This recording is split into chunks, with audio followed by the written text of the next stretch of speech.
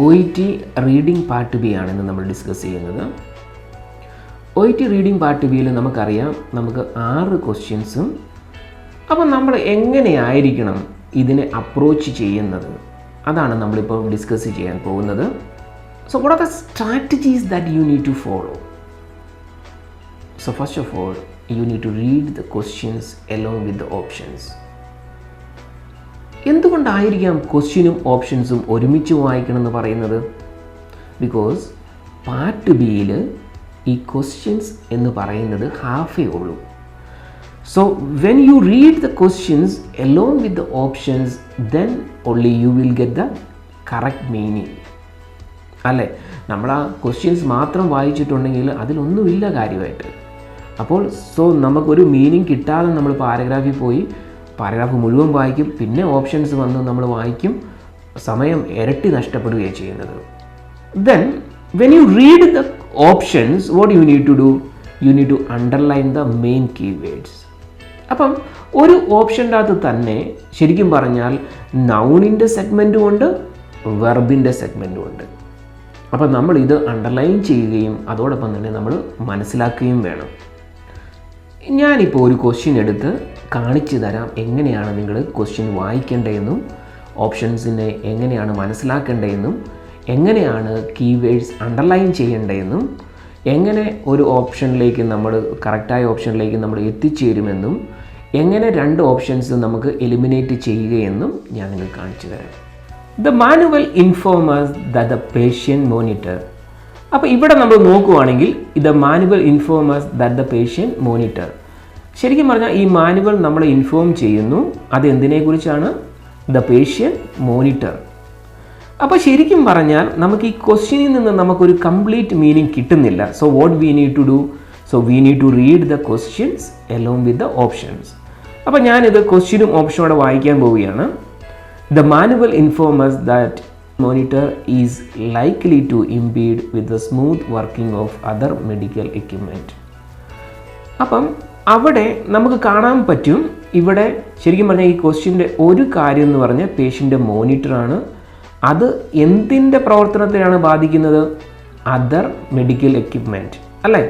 അപ്പോൾ ഇവിടെ ഞാൻ മെയിൻ കീവേഡ്സ് ആയിട്ട് എടുക്കുന്നത് 1 പേഷ്യൻ്റെ മോണിറ്റർ, 2 അതർ മെഡിക്കൽ എക്യുപ്മെൻറ്റ്. ഇനി ഇവിടെ ഒരു വെർബിൻ്റെ സെഗ്മെൻറ്റ് നമ്മൾ നോക്കുവാണെങ്കിൽ ഈസ് ലൈക്ലി എന്നൊക്കെ പറയുമ്പോൾ അതൊരു സ്റ്റേറ്റ്മെൻറ്റ് പോലെ വരുന്നത്, അതൊരു 100% ഉറപ്പിച്ചൊരു കാര്യം പറയുന്നു. പിന്നെ ടു ഇംപീഡ് വിത്ത് സ്മൂത്ത് ഫങ്ഷനിങ് അല്ലെങ്കിൽ working of the other medical equipment എന്ന് പറഞ്ഞാൽ മറ്റു പല മെഡിക്കൽ എക്യുപ്മെൻ്റ് പ്രവർത്തനത്തെയും ഈ പേഷ്യൻ്റെ മോണിറ്റർ സാരമായി ബാധിക്കാം. അപ്പോൾ അതൊരു 100% ഉറപ്പിച്ച് പറഞ്ഞിരിക്കുകയാണ്. ഇനി നമ്മൾ next option, the patient monitor may not operate correctly in close proximity to some other devices. അപ്പം ഇവിടെയും നമ്മൾ കീവേഡ്സ് ആയിട്ട് എടുക്കുന്ന ഒരു മെയിൻ നൗൺ എന്ന് പറയുന്നത് പേഷ്യൻ്റെ മോണിറ്ററാണ്. Secondly some other devices. ഇനി ഇവിടെ ഒരു വെർബിൻ്റെ ഒരു സെഗ്മെൻ്റ് ആയിട്ട് വന്നിരിക്കുന്നത് മേ നോട്ട് ഓപ്പറേറ്റ് അല്ലെങ്കിൽ may not work correctly in close proximity to some other devices. മറ്റു പല ഡിവൈസസിൻ്റെ അടുത്തും ചിലപ്പം ഇത് നന്നായിട്ട് വർക്ക് ചെയ്യണമെന്ന് ഇല്ല. ഇനി നമ്മൾ 3ാമത്തെ ഓപ്ഷനിലേക്ക് പോകുമ്പോൾ the patient monitor should be regarded as safe to use in all hospital environments. അപ്പം ഇവിടെ നമ്മൾ മനസ്സിലാക്കുന്നത് പേഷ്യൻ്റെ മോണിറ്റർ സേഫായിട്ട് നമുക്ക് യൂസ് ചെയ്യാൻ പറ്റും എല്ലാ ഹോസ്പിറ്റൽ കണ്ടീഷൻസിൻ്റെ അകത്തും അല്ലേ. അപ്പം ഇവിടെ നമ്മൾ മെയിനായിട്ട് നമ്മൾ ശ്രദ്ധിക്കുന്നത് 1 പേഷ്യൻ്റെ മോണിറ്ററുണ്ട്, 2 സേഫാണ്, 3 ഹോസ്പിറ്റൽ കണ്ടീഷൻസ്. അപ്പം ഈ കീവേഡ്സ് എല്ലാം നമ്മളിങ്ങനെ മനസ്സിലാക്കുകയും അണ്ടർലൈൻ ചെയ്യുകയും ചെയ്യുകയാണെങ്കിൽ ഇനി പാരഗ്രാഫ് നമ്മൾ എപ്പോഴാണോ റീഡ് ചെയ്യുന്നത് ആ സമയത്ത് നമുക്ക് ഈ പാരഗ്രാഫിലുള്ള ഈ ഓപ്ഷൻസ് ഐഡൻറ്റിഫൈ ചെയ്യാൻ നമുക്ക് എളുപ്പമായിരിക്കും. അതോടൊപ്പം തന്നെ നമുക്ക് വളരെ എളുപ്പത്തിൽ തന്നെ എലിമിനേറ്റ് ചെയ്യാനും പറ്റും. So what I am going to do, so now I will read the paragraph. With the wide use of portable electronic devices, medical instruments or you can say medical devices may be susceptible to have electromagnetic interference. അപ്പോൾ ഇവിടെ നമുക്ക് നോക്കുമ്പോൾ നമുക്ക് കാണാൻ പറ്റും medical instruments may be susceptible to electromagnetic interference എന്നാണ് പറഞ്ഞിരിക്കുന്നത് അല്ലേ. സോ മേ ബി എന്ന് പറയുമ്പോൾ there will be only probability. And the same thing in the option number A is likely to impede with the smooth working of the other medical equipment. അതൊരു 100% ഉറപ്പിച്ചാണ് option number A പറയുന്നത്. പക്ഷേ ഇവിടെ ഒരു കാര്യം കൂടെ നമ്മൾ സൂക്ഷിക്കണം. ഇവിടുത്തെ ഈ പാരഗ്രാഫിൽ പോർട്ടബിൾ ഇലക്ട്രോണിക് ഡിവൈസസ് എന്നാണ് പറഞ്ഞിരിക്കുന്നത്. സോ പോർട്ടബിൾ ഇലക്ട്രോണിക് ഡിവൈസസ് എന്ന് പറയുന്നത് ചിലപ്പോൾ മൊബൈൽ ഫോൺ ആകാം, ഈ പറയുന്ന മറ്റു പല ഇൻസ്ട്രുമെൻറ്റ്സ് ആകാം. That is not patient monitor. അപ്പോൾ ആ ഒരു മെയിൻ നൗൺ തന്നെ അവിടെ രണ്ടിടത്തും മാറിപ്പോയി. അപ്പോൾ ആ രീതിയിലും നമുക്ക് വേണമെങ്കിൽ അതിനെ എലിമിനേറ്റ് ചെയ്യാവുന്നതാണ്.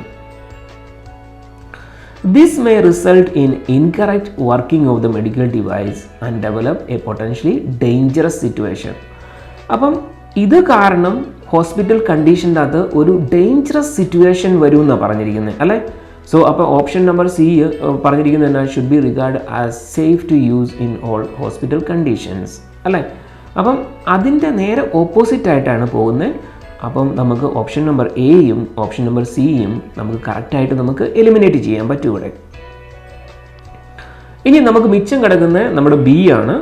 അപ്പോൾ നമുക്ക് നോക്കാം. Additionally precaution should be taken to avoid use of monitor within 6 meters of smart phone or other devices producing strong electric or electromagnetic fields. അപ്പോൾ ഇവിടെ നമ്മുടെ പേഷ്യൻ്റ് മോണിറ്റർ കറക്റ്റായിട്ട് മോണിറ്റർ നമ്മുടെ പറഞ്ഞിട്ടുണ്ട്. അതോടൊപ്പം തന്നെ അതിൻ്റെ മെയിൻ കീവേഡ്സായ സം അതർ ഡിവൈസസ് കറക്റ്റായിട്ട് അവിടെ വന്നിട്ടുണ്ട്. പിന്നെ ക്ലോസ് പ്രോക്സിമിറ്റിക്ക് പകരം അവിടെ use of monitor within 6 meters of smart phone or other devices തന്നിട്ടുണ്ട്. അപ്പം അതുകൊണ്ട് ഈ ഓപ്ഷൻ ആയിരിക്കും correct. I hope you can follow me. Thank you so much for watching this video.